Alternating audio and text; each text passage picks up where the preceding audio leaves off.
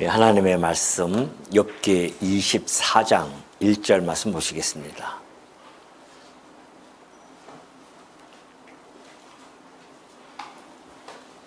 (24장) 1절입니다.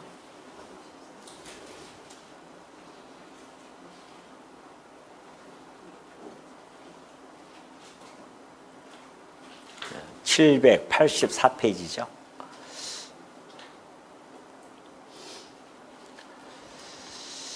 찾으신 줄로 알고 봉독해 드립니다.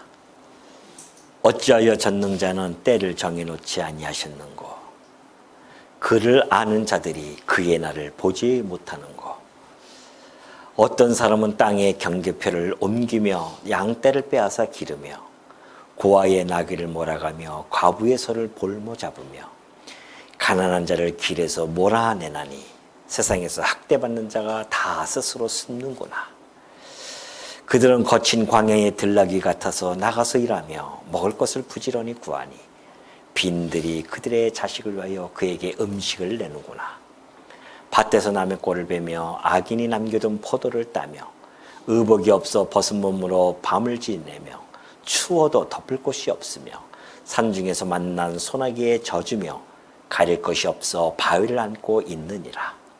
어떤 사람은 고아를 어머니의 품에서 빼앗으며 가난한 자의 옷을 볼모 잡음으로 그들이 옷이 없어 벌거벗고 다니며 곡식 이삭을 나르나 굶주리고 그 사람들의 담 사이에서 기름을 짜며 목말라 하면서 술투를 밟느니라. 성중에서 죽어가는 사람들이 신음하며 상한 자가 부르짖으나 하나님이 그들의 참상을 보지 아니하시느니라. 12절, 우선 12절까지 봉독해 드렸습니다. 엘리바스의 변론에 대해서 욥이 그 마지막 대답을 해주고 있죠. 우리 23장 지난 시간 살펴보았듯이 욥은 차라리 친구들하고 이렇게 변론을 하느니 하나님 앞에 내가 갈 수만 있다고 한다면 그 하나님 앞에서 자기의 정직함을 변론한다고 그렇게 희망한 바가 있었습니다. 그러나 문제는 하나님을 만날 수 없다는 것, 거기에 욥이 많은 지금 상심을 가지고 계속해서 대답을 해가고 있습니다. 오늘 24장은요, 욥이 이 부조리한 현실에 대한 갈등을 도출해내죠. 세상이라는 것이 그렇습니다. 원래 이 타락한 세상이 다 그렇듯이 부조리하죠. 그렇기 때문에 악인이 번성하고 약자는 고통을 당하는 그런 일들이 비일비재하지 않습니까? 이러한 부조리하면서도 모순적인 그러한 상황을 1절부터 17절까지 쫙 써내려갑니다. 우리 전체적인 오늘 24장을 좀 구조적으로 잠깐 살펴보면 여러분이 이해하는 데 좀 유익할 겁니다. 자, 악인이 있습니다. 악인이 있는데 이 악인들이 행하는 악행이 있죠. 이 악행을 보면은 주로 이제 사회적인 악행을 지금 욥이 이야기하고 있습니다. 그 사회적인 악행을 보면은 사회 약자들 아니겠습니까? 사회 약자 하면은 고아가 있죠. 또 과부가 있습니다. 이러한 자들을 학대를 해요. 뿐만이 아니라 또 가난한 자들이 있죠. 부자가 있으면 가난한 자들이 있습니다. 가난한 자들. 이런 가난한 자들을 억압하거나 또는 착취를 한다는 겁니다. 또 하나는 이제 오늘 13절부터 가면은 17절까지 보면은 그 악인들의 악행 중에 살인도 하고요. 살인하고자 하는 마음도 생기고 그다음에 도둑질도 합니다. 보면은 이제 십계명에 나타나 있는 이런 내용들이죠. 살인, 도둑 또는 뭐 간음이라든가 이러한 것들을 서슴지 않고 행동을 취하는 모습들. 이 악인들이 이런 행동을 취한다는 거 아니겠습니까? 그럼에도 불구하고 이 악행을 하는데도 이들이 쉽게 쉽게 망하지는 않다는 겁니다. 다시 말해서 여전히 형통한 모습을 보여주고 있죠. 자, 욥의 고민은 이렇게 학대를 당하고 억압을 착취를 당하고 이런 사회적인 악행을 행하는 그들에게 주목하는 것이 아닙니다. 지금 여기에 대한 고민은 이름에도 불구하고 왜 우리 하나님께서는 1절에 나타나잖아요. 심판을 하나님께서는 하나님의 그 심판은 지체되어지고 있는가?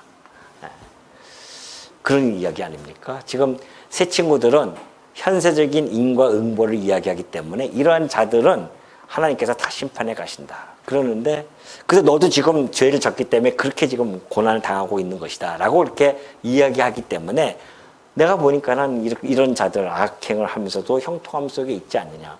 근데 하나님께서는 이 심판의 날을 여기다 기록하지도 않고 정하지도 않았다. 내가 보기에는 그런 겁니다. 하나님의 심판의 지체뿐만이 아니라 하나님께서는 심판을 지체할 뿐만 아니라 오히려 여기에 대한 침묵까지 해가고 계시는 이런 모습에 욥이 아주 불편한 마음을 가지고 있고요. 이 하나님의 공의, 하나님의 이 섭리에 대한 깊은 의문과 또 고뇌를 표현해 주고 있는 것이 오늘 24장에 잘 나타나 있습니다. 사실 이렇게 눈앞에서 펼쳐지는 이 불의한 모습들, 이 현실 앞에서 많은 사람들이 좌절하지 않습니까? 또 그런가 하면 또 그러려니 하고 또 살아가는 것도 또 이 세상이고 이런 모습들을 지금 보여주고 있습니다. 자, 지금 이 고통 가운데 욥은 있죠. 그러면서도 여전히 하나님의 이 정의, 섭리를 이해하려고 참 몸부림치는 그런 모습을 욥의 이러한 답변 속에서 잘 보여주고 있음을 우리가 이제 읽어보면 나타나죠. 자, 1절 한번 봅시다. 1절을 보면 그래요. 어찌하여 전능자는 때를 정해놓지 아니하셨는고. 이러한 자들을 심판할 수 있는 때를 왜 안 정해놓냐는 것이죠. 그러면서 그를 아는 자들이 그의 날을 보지 못하는 거. 이들을 아는 자들이 이들의 날, 곧 심판을 당한 날을 그들이 보지 못한다. 그러니까 이들은 계속해서 이렇게 이런 짓을 해 나감에도 불구하고 형통하다는 그런 모습을 잘 보여주고 있죠. 사실 인간적인 시각으로 볼 때는 이것이 잘 이해가 안 될 수 있습니다. 우리가 이 땅에 살아가면서도 우리가 깊이 생각을 안 해서 그렇지 정말 철학적인 그러한 사고를 하고 있는 많은 사람들에게는 이런 문제들이 사실은 많은 고뇌와 고민거리거든요.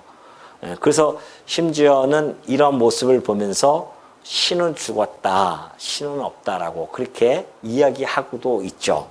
그렇기 때문에 인간의 시각으로 보면 그럴 수밖에 없습니다. 해결할 수 없는 일이거든요.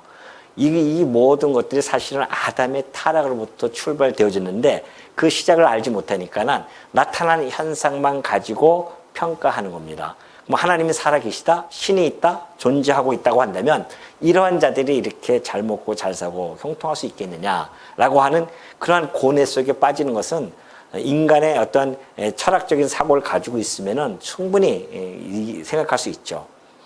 그냥 먹고 사는데 바쁘다 보면 뭐 이런 것도 뭐 생각할 틈도 없었고 살아갈지만은 그러나 좀 물론 이 속에 깊이 빠지는 사람들은 뭐 이런 거 생각도 안 하고 당연히 자기네들이 힘만 있으면 가능하지 않느냐 이러면서 해 나갈 수도 있죠. 그러나 이 분명한 것은 하나님의 이 공의의 실현이라고 하는 것은 전적으로 하나님의 시각으로 봐야 됩니다. 그러니까 하나님의 때, 하나님의 시간이 있다는 거죠.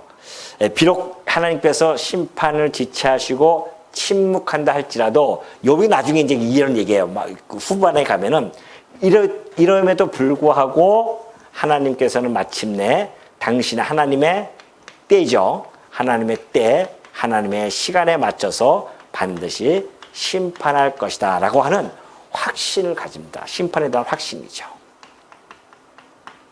맞습니다. 이 모든 것들은 하나님의 때와 하나님의 시간에 있는 것이지 우리의 때와 우리의 시간을 보니까는 이해를 못하는 것뿐입니다. 그러나 하나님의 때와 하나님의 시간은 분명히 정해져 있어요. 그렇기 때문에 하나님의 때와 시간을 알게 되어지면 훨씬 이 부조리한 현실, 이 모순덩어리의 세상에서 우리가 거기에 함몰되어지지 않고 좀 더 이런 모든 것들을 총체적인 시각 속에서 해석하면서 살아갈 수 있는 지혜가 생긴다는 겁니다. 그래서 우리가 말씀을 상고하는 이유가 거기에 있는 거죠. 이 말씀을 통해서 현재 나타나는 모든 세상의 현상들을 우리가 이해도를 높이고 그럴 수밖에 없고, 또한 하나님의 그 오묘하신 섭리, 하나님의 때, 하나님의 시간에 맞춰서 우리가 살아간다고 한다면은 이런 것들에 대해서 너무 거기에 우리가 연연할 필요가 없다는 겁니다. 그러니까 우리가 그만큼 신앙의 진보라든가 성숙도 또는 신앙의 어떤 믿음의 그 시야가 훨씬 트일 수 있는 그러한 것이 우리가 이런 욥기서를 통해서 훨씬 그런 시야를 갖게 되지 않습니까? 그래서 우리가 하나님의 때, 하나님 시간이 있는 거구나. 우리의 시각, 우리의 때로 접근하면 안 된다. 이것을 분명히 우리가 알 수가 있습니다. 욥도 나중에 이것을 이제 이게 하나님의 때와 하나님의 시간이 있을 것이다 라는 것을 갈구할 뿐만이 아니라 또 확신도 갖게 되어지죠. 사실 욥은 이제 이렇게 얘기해 놓고 나서는 의문점을 가져. 심판을 왜 지체하십니까? 왜 침묵하고 계십니까? 라고 하는 의문점을 가지만은 이제 하나님을 직접 만나요. 그 신지식이 그래서 중요한 겁니다. 하나님을 딱 보고 하나님의 말씀을 듣고 내가 눈으로 하나님 귀로만 들었던 하나님을 눈으로 보게 되어졌다라고 그렇게 고백하지 않습니까? 그러면서 하는 이야기가 주께서는 못하실 일이 없으시며 무슨 계획이든지 못 이루실 것이 없으십니다라고 고백을 합니다.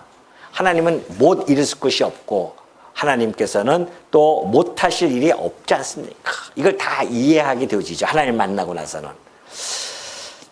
그래서 우리가 하나님을 배워나간다는 것이 그렇게 중요합니다. 하나님 믿으면 뭐 밥이 나와, 떡이 나와, 이렇게 이야기하는 사람들 많지 않습니까? 얼마나 어리석은 이야기입니까? 하나님을 안다고 하는 것이 우리의 신앙, 우리의 삶을 얼마나 고상하게 이끌어 가는지를 알지를 못해서 그래요. 하나님을 아는 순간 우리의 삶은 차원이 다른 그러한 삶을 살아가게 되어지죠. 이 세상에 가치를 두고 살아갔던 차원에서 영원한 것에 가치를 두고 살아가는 완전히 다른 삶을 살아간다. 그것이 성도의 삶 아니겠습니까?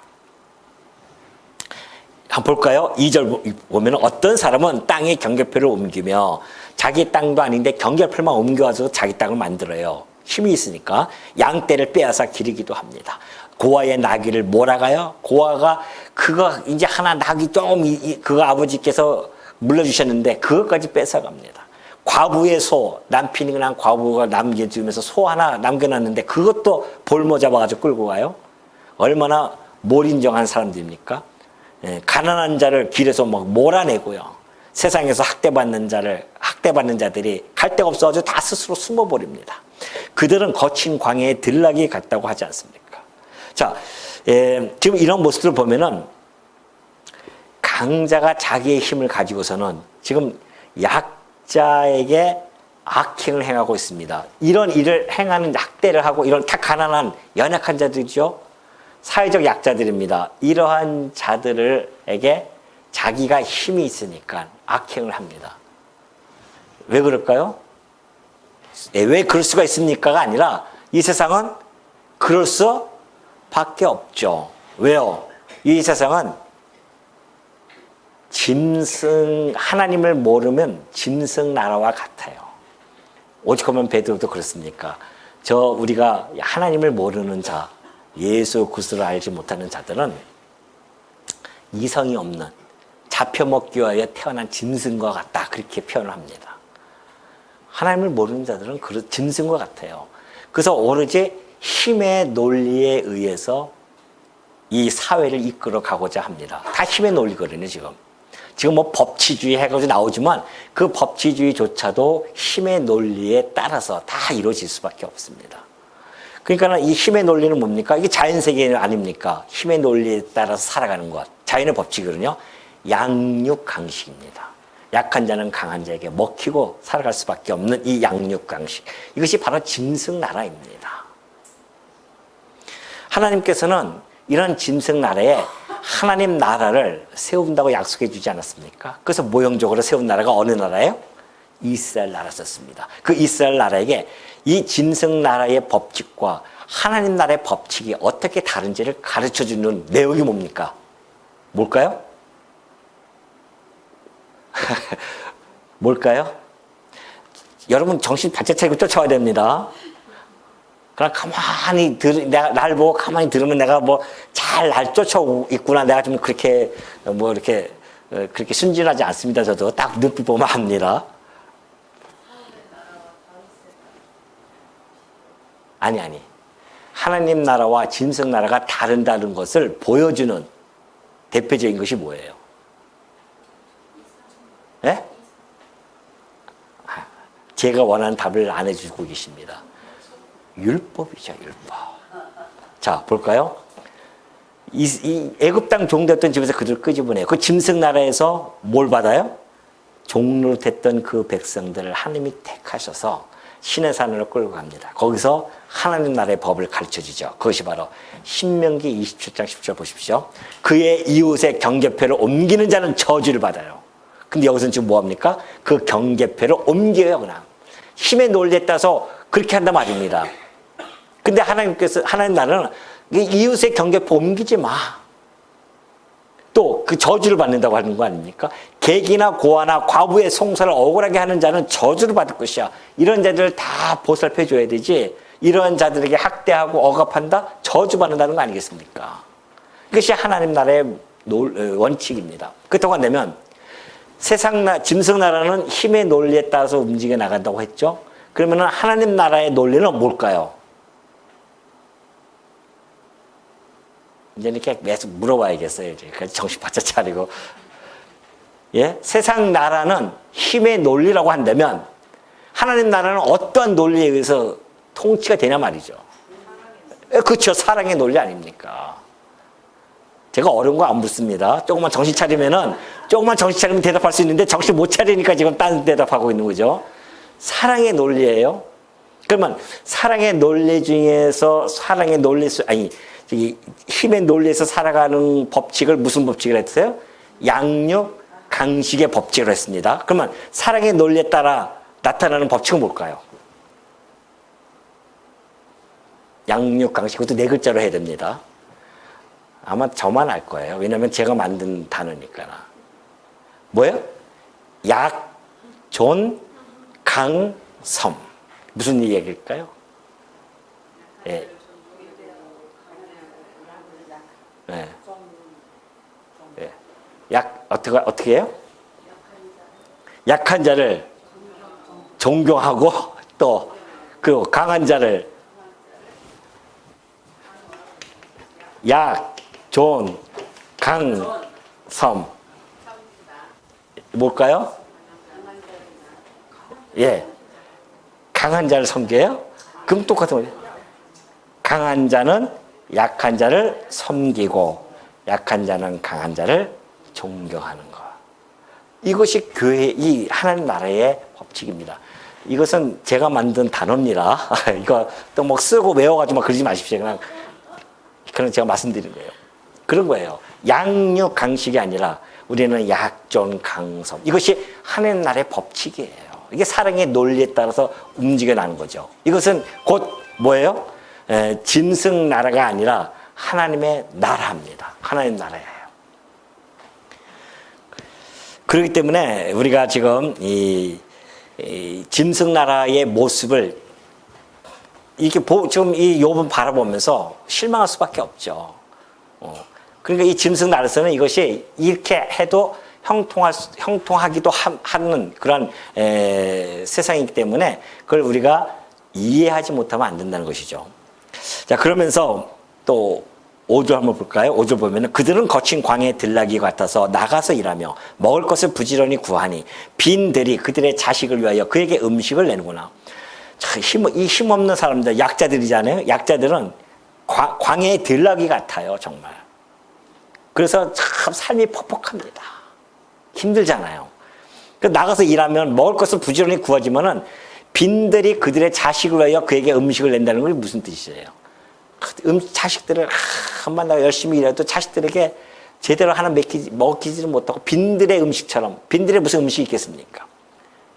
한번 그렇게 노동을 착취당하고 그래가지고서는 해봤자 자식 하나 제대로 먹일 수 없는 그러한 사회.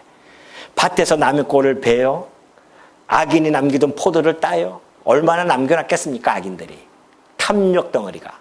그러니까는 한 송이 따면 다행이죠. 의복이 없어 벗은 몸으로 밤을 지내요. 추워도 뭐 덮을 것이 없습니다. 산중에서 만난 소나기에 젖어서 가릴 것이 없어가지고 바위 밑에 그냥 바위 밑에 숨을 수밖에 없는 거. 어떤 사람은 고아를 어머니의 품에서 빼앗으며 가난한 자의 옷을 볼모 잡아요. 인정사정 없습니다. 그들이 옷을 벗어 옷이 없어 벌거벗고 다니며 곡식 이삭을 나르나 굶주려요. 그 사람들이 담 사이에서 기름을 짭니다. 그 악인들의 그 담 사이에서 기름을 짜요. 그러면서 목말라 하면서도 술틀을 밟아요. 이 모순 덩어리. 목마르면은 술 그거 가지고 먹으면 될 텐데 그것도 하나 한 모금 마시지 못하게 일만 시킨다는 거 아닙니까? 성중에서 죽어가는 사람들이 신음하며 상한 자가 부르짖으나 하나님이 그들의 참상을 보지 아니하시느니라 그래요.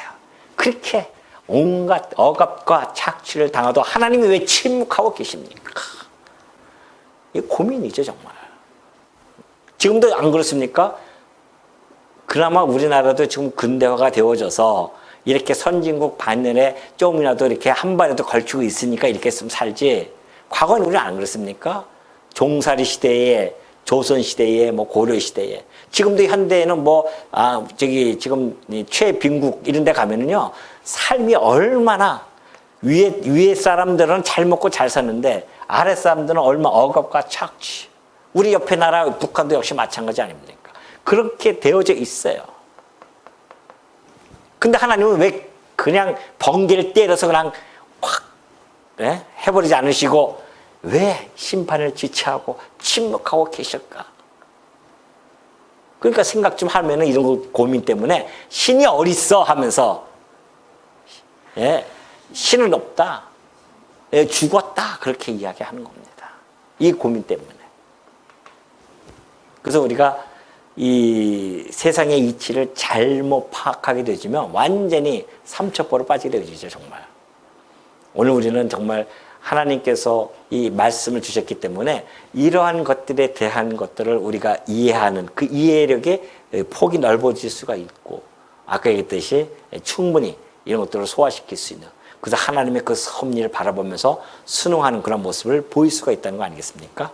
또 그러기 위해서 오늘과 이 저녁 시간에 피곤하지만은 함께 모여서 말씀을 하나하나 읽어가면서 하나님이 우리에게 전해주고자 하는 그 말씀을 우리가 지금 하나하나 받아들이고 있는 중입니다. 사실 이 하나님이 침묵하신 것은 그냥 침묵하는 것이 아닙니다. 그것이 또 하나의 응답, 당신의 섭리 중에 나타나는 과정일 수 있기 때문에 그렇습니다. 하나님이 그냥 침묵하시는 것이 아니죠. 왜냐하면 잠언 14장 31절 보면 그래요. 가난한 사람을 학대하는 자는 그를 지으신 이를 멸시하는 것이다. 이런 자들이요, 하나님을 멸시하는 자들입니다. 하나님 가만히 놔두시겠어요? 궁핍한 사람을 불쌍히 여기는 자는 주를 공경하는 자니라. 약한 자를 그가 약하다고 탈취하지 말며 공고한 자를 성문에서 압제하지 말라. 대저 여호와께서 신원하여 주시고 또 그를 노력하는 자의 생명을 빼앗으시라. 하나님은 반드시 뭐 한다고요? 뭐 한다고요? 신원하여 주시는입니다. 그리고 노력하는 자의 생명을 심판 반드시 하신다는 겁니다. 언제요? 우리 마음은 급하지만은 하나님은 안 그래요. 하나님은 때가 있고 하나님의 시간이 있습니다. 반드시 내가 심판할 거야. 이미 말씀이 주어져 있습니다. 신원하신다 말입니다. 이들의 그 고통을 다 신원하셔요. 저들의 악한 자들의 생명을 빼앗으십니다. 물론 이것이 종말에 가서 이루어지기도 하지만 현세에서도 이루어지기도 하고요. 어떠한 자들에게서는 이게 일률적으로 다 적용되지는 않지 않습니까? 어떤 자들은 현세에 일어나지 않지만 종말에 가서 일어나기도 하고, 그것은 하나님의 오묘한 섭리 안에 있기 때문에 우리가 그 하나님의 주권에 우리가 간섭할 수는 없습니다. 하나님이 해 나가시는 거죠.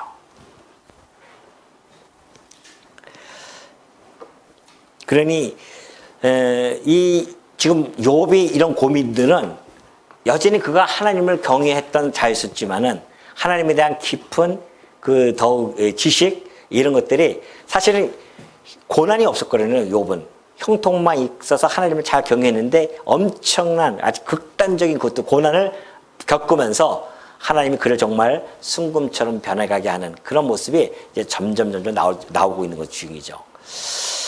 지금 욥은 지금 그런 과정을 겪고 있는 중입니다.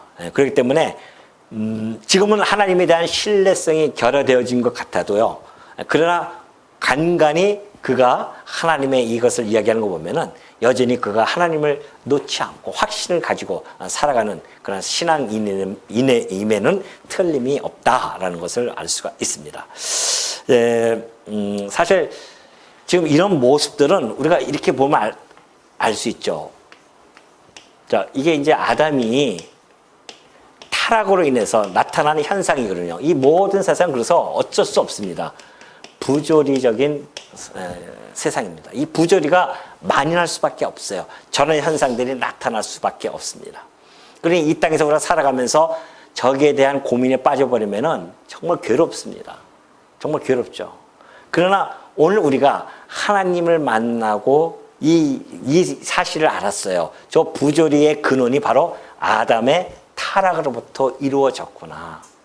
근데 하나님은 놀랍게도 이 부조리한 세상을 하나님께서 끝으로 모든 것이 끝나는 것이 아니라 하나님께서 세우시는 나라가 있습니다. 부조리하지 아니하는 그 하나님 나라. 다시 말해서 하나님의 공의, 하나님의 정의가 실현되어진 그 하나님의 나라를 하나님께서는 우리들에게 약속해 주었어요. 그래서 우리 성도는 이 부조리한 세상 속에 살아가는 누구예요? 지난번에 배웠듯이 나그네입니다. 우리는 나그네예요. 이 부조리한 세상 속에 살아가는 나그네죠. 그렇기 때문에 부조리한 것 때문에 괴로워할 자들이 아니라 뭐라고요? 나그네 삶을 살아가면서 우리는 하나님의 이 공의와 정의가 실현되어지는 그 나라를 뭐 한다? 소망하면서 살아가는 자들입니다. 그게 성도예요. 그러니까 이 땅에 살아가면서 우리는 부조리한 것 때문에 괴로워하지 마시고요. 이 부조리하지 않는 그 백성, 그 나라의 백성됨에 기쁨과 즐거움을 가지시고, 여기는 정말 하나님 나라는 뭐예요? 그 나라를 보여주셨잖아요. 예수님이 오셔서 당신이 우리를 통치해 가심으로 말미암아 그 사랑의 나라, 사랑의 논리로 섭리해가는, 사랑의 그 법칙으로 나라를 이끌어 가시는 그 하나님의 나라, 의와 희락과 화평을 주어서 백성들로 하여금 날마다 기쁘게 살아갈 수 있도록 해주시는 그 하나님의 나라, 그 나라를 위해서 이 땅에 오신 거 아닙니까? 우리는 그걸 믿고 있기 때문에 그 나라, 우리 주님이 다시 재림하시는 날, 우리는 그 나라 백성으로서 정말 이 땅에서 실현되지 못한 공의, 이 땅에서 실현되어지지 못하는 이 정의, 이 공의와 정의가 온전하게 실현되어져서 오로지 하나님의 사랑의 법칙에 의해서 살아가는 그 나라 백성이 되어졌다는 거 아니겠습니까? 그걸 소망하면서 살아가는 겁니다, 이 땅에서. 그니 부조리해야 한다고 하더라도 너무 그냥 막 거기에 그냥 빠져가지고서는 괴로워하고 세상이 왜 이래? 고민하지 말고요. 그냥 우리는 순응하면서, 아, 저런 하나님이 저런 악한 자들도 저렇게 잘 살기도 하고, 때로는 하나님을 믿는 자들이 고난받으면서 살아가기도 하고, 이런 모든 것들을 우리가 순응하면서 이 나그네 길을 걸어가는 것 뿐입니다. 여기다가, 그래서 제가 말씀드리지만 이 세상에 우리가 치심하는 것이 아니라 우리의 마음은 오로지 이쪽을 향해서 살아간다는 것을 마음속에 꼭 간직하시기 바랍니다. 자, 13절 넘어가요. 마찬가지예요. 또 광명을 배반하는 사람들은 이러하니 그들은 그 도리를 알지 못하며, 광명을 배반해요? 빛을 배반하는 건 뭡니까? 하나님을 배반하는 자들 아니겠습니까? 그래서 그러한 자들은 그 도리, 빛의 도리를 알지를 못해요. 그 길에 머물지 아니한단 말입니다. 사람을 죽이는 자는 밝을 때에 일어나서 학대받는 자나 가난한 자를 죽이고, 밤에는 도둑같이 되며 간음하는 자의 눈은 저물기를 바라며 아무 눈도 나를 보지 못하리라 하고 얼굴을 가리며, 어둠을 틈타 집을 뚫는 자는 낮에는 잠그고 있으므로 광명을 알지 못하나니 그들은 아침을 죽음의 그늘같이 여기니 죽음의 그늘에 두려움을 알미니라. 어둠의 자식들의 모습입니다. 이 어둠의 자식들은 것은 영적인 어둠이 깜깜하게 놓여 있는 자들은 육적인 어둠 속에 살아갈 수밖에 없죠. 그러니까 이 악행을 하는 자들은 빛을 싫어하죠. 왜? 자기 악행이 다 드러나니까. 그러니까 이 빛의 자녀와 어둠의 자녀가 완전히 극명하게 달라질 수밖에 없습니다. 이 어둠의 자녀들은 그래서 주로 밤에 행동을 많이 하잖아요. 살인도 밤에 많이 나타나죠. 도둑질도 낮에 별로 안 하잖아요. 밤에 많이 하고요. 간음하는 것도 밤에 많이 하죠. 그러니까 밤의 문화, 태폐 문화는 다 밤에 일어나지 않습니까? 밤에 가보십시오. 맨날 방탕과 술 취함과 음란과 호색, 모든 파티 이런 것들이 다 태폐 문화는 다 주로 언제 합니까? 밤에 많이 하는 거예요. 빛의 자녀들은 빛은 낮에 좀 단정하게 이렇게 다녀야 되잖아요. 근데 밤에 보면은 밤만 되면 인간들이 이상해. 그죠? 낮에는 아주 멀쩡해요. 근데 밤만 되면은 그냥 이상한 모습들을 나타내는 것이 인간이 가지고 있는 하나의 본성입니다. 타락된 본성이거든요. 이걸 욥은 하나하나 다 끄집어내죠. 욥이 현학자 아닙니까? 이런 거 다 알죠. 그런 에베소서 4장 18절 보면 어떻게 나타내냐면요. 바울이 그러죠. 그들의 총명이 어두워지고 그들 가운데 있는 무지함과 그들의 마음이 굳어짐으로 말미암아 하나님의 생명에서 떠나 있도다. 보십시오. 이러한 자들 다 하나님의 생명에서 떠나 있는 자들로서 마음이 이미 굳어져 있고 무지한 거예요. 하나님을 모르니까 어쩔 수 없습니다. 그들은 감각 없는 자가 되어 자신을 방탕에 방임하여 모든 더러운 것을 욕심으로 다 행하는 자들이다. 이런 자들. 이것이 지금 현재 이 땅에서도 여전히 나타나고 있음을 우리는 알 수가 있습니다. 자, 18절 넘어갑니다. 그들은 물 위에 빨리 흘러가고 그들의 소유는 세상에서 저주를 받나니 그들이 다시는 포도원 길로 다니지 못할 것이라. 가뭄과 더위가 눈 녹은 물을 곧 빼앗나니 수월이 범죄자에게도 그와 같이 하느니라. 그래요. 이 악인들이 덧없이 흘러가는 모습을 지금 보여주죠. 그들이 비록 번영한다 할지라도 그러나 회복 불능의 그런 멸망 상태에 처하게 되어질 것을 이야기합니다. 그러니까 악인에게 신속하게 심판이 임할 것. 이것은 이제 욥이 그것을 희망하는 겁니다. 희망하면서도 또 간구하면서도 또한 확신을 가지고 있죠. 결국 악인들은 그 죄악 속에서 하나님 앞에 심판 앞에 쓸 수밖에 없음을 이야기해 주고 있습니다. 죽음이 악인에게는 신속히 올 것이다. 또한 철저히 버림받아서 기억되지 못할 것이다. 이러면서 20절까지 그렇게 이야기하죠. 모태가 그를 잊어버리고 구더기가 그를 달게 먹을 것이라. 그는 다시 기억되지 않을 것이니 뿌리가 나무처럼 꺾이리라. 이런 악행을 행하는 자들이 반드시 심판이 있을 것이다. 그래요. 반드시 심판이 욥도 안다는 거죠. 반드시 심판이 있을 것이다. 확신을 하고 있다. 다만 그때가 언제인지 모르니까 답답한 거예요, 지금. 그러면서 22절 보면 그러나 하나님이 그의 능력으로 강포한 자를 끌어내시나니 일어나는 자는 있어도 살아남을 확신은 없느니라. 하나님이 능력으로 그런 강포한 자를 끌어낸다 말이죠. 일어나는 자가 있어도 살아남을 확신은 없어요. 하나님은 그에게 평안을 주시며 지탱해 주시나 그들의 길을 살피시도다. 비록 그들이 잠시나마 그런 평안을 주신다 할지라도요. 그러나 여전히 하나님은 그들의 길을 살피신다는 것을 23절에서 보여주고 있죠. 하나님이 이 특별하신 섭리 안에 있기 때문에 인간들이 이 세상에서 아주 멸망당하지 않고 생명이 유지되어질 수도 있습니다. 그럼에도 불구하고 사람의 모든 행위는 하나님 앞에서 다 일일이 낱낱이 기억이 되어진다는 것을 잊지 말라는 것이죠. 우리는 이 땅에 살아가면서 이런 일을 행하면 하나님 모르는 것 같죠? 아니에요. 아까 얘기했죠? 하나님은 신원하신다는 거 아니겠습니까? 다 안다는 겁니다. 그렇기 때문에 하나님께서는 그 길을 다 알고 있다. 그래서 그들은 잠깐 동안 높아졌다가 천대를 받을 것이며 그들이 아무리 형통한다 할지라도요.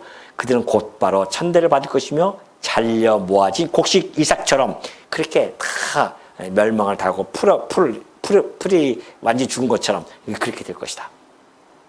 가령 그렇지 않을지라도 그래요.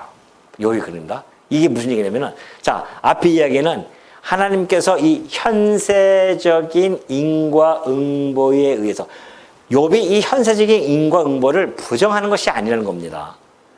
현세적인 인과응보가 일어날 수도 있다. 그러나 그렇게 하지 않고 마지막 종말적 인과응보도 일어날 수 있다. 이 두 가지를 다 가지고 있습니다. 그 성도의 마음가짐이죠. 친구들은 오로지 현세적인 현세적인 인과응보만 줄기차게 주장했지만은 요번 그럴 수도 있다는 겁니다. 그들이 금방 성행했다가 망할 수도 있죠.